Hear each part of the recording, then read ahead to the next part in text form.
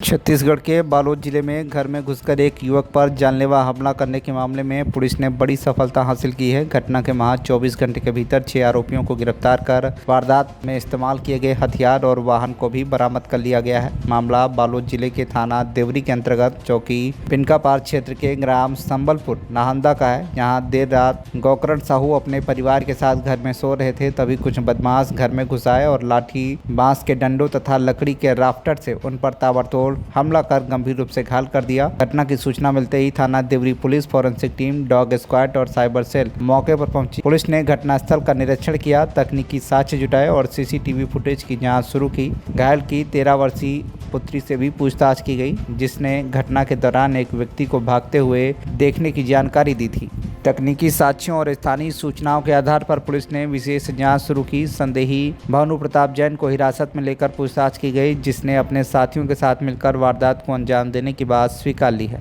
थाना देवरी के चौकी पिनकापार क्षेत्र में सूचना प्राप्त हुई थी कि 30 तारीख की दरमियानी रात को एक संबलपुर गांव है, वहां पर एक युवक पर अज्ञात लोगों ने धारदार हथियार से हमला कर उसको चोट पहुंचाया है, जिसे तत्काल हॉस्पिटल रेफर किया गया था और जहां उसका इलाज जारी था। इस पर उसकी जो पत्नी है उसके द्वारा थाना में रिपोर्ट दर्ज कराया गया, जिसमें प्रकरण की गंभीरता को देखते हुए थाना प्रभारी और उसकी टीम, साथ ही साइबर के टीम के द्वारा विशेष टीम का गठन किया गया और मौके पर तत्काल घटनास्थल का निरीक्षण किया गया और इसमें फॉरेंसिक की टीम, साइबर स्क्वाड के द्वारा भी घटनास्थल का निरीक्षण किया गया, जिसमें तकनीकी साक्ष्य और सीसीटीवी फुटेज के आधार पर लगातार इसमें गांव में मुखबिर लगाकर इसमें जो अज्ञात आरोपी थे उसके संबंध में पूछताछ किया गया और पूछताछ में यह बात सामने आई कि घटना दिनांक की दरमियानी रात जब उस पर हमला हुआ था, उस दौरान उसकी जो नाबालिग पुत्री है वो भी वहीं सोई हुई थी और उसके द्वारा घटना में करने के बाद जब आरोपी भाग रहे थे उस दौरान पुत्री के द्वारा उसको देखा गया था। तो इसमें फिर भी क्लियर नहीं हो पाया था कि आरोपी कौन है। इस पर लगातार हमारी टीम इस पर काम कर रही थी और जब पता चला कि कुछ जो सुपेला और मरौदा तरफ के रहने वाले लड़के हैं, उस दौरान पता चला कि 1.5 साल पहले जो घायल युवक है उसकी पुत्री के साथ वही गांव का एक लड़का जो है लगातार बात करता था, जिस पर जो घायल युवक है उसने वो आरोपी को समझाइश दी थी और उसे अपनी पुत्री से दूर रहने कहा था, जिस पर आरोपी जो है वो खुन्नस रखा हुआ था और लगातार ये प्लान कर रहा था कि उसके जो घायल युवक है उसको किसी तरह से चोट पहुंचाना है और अपने 5 अन्य साथियों के साथ मिलकर उस दिन घटना दिनांक को वो घर के अंदर आया और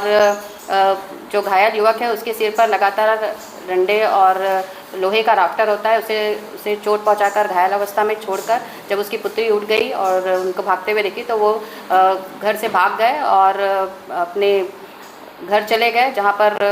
हमारी टीम है उनको पकड़ के लाई है और इनको न्यायिक रिमांड पर आज जेल दाखिल किया जा रहा है। इनके पास से मोटरसाइकिल बरामद हुए हैं और जो मोबाइल यूज़ कर रहे थे उसको भी पुलिस के द्वारा जब्त किया गया है। मैडम, 2 सवाल है। पहला सवाल ये कि इनकी नीयत क्या थी वहाँ पर जाने के बाद, क्या उनको पूरी तरीके से मौत के घाट उतारना या केवल चोट पहुँचाना। दूसरा चीज़ मैडम कि उसकी जो बेटी जो थी, चूँकि वो नाबालिग है, लेकिन क्या उस लड़के के साथ में किस तरीके का संबंध था, केवल दोस्ती थी या प्रेम प्रसंग भी मान सकते हैं, जिससे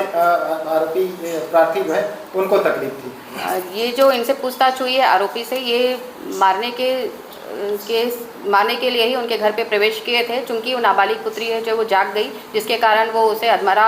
छोड़कर भाग खड़े हुए हैं। इसमें जो नाबालिग पुत्री है और इनका जो है आपसी केवल जान पहचान हुआ था, अभी प्रेम प्रसंग वाली बात सामने नहीं आई है। बालोद से दिनेश कुमार की रिपोर्ट, केंद्र टीवी।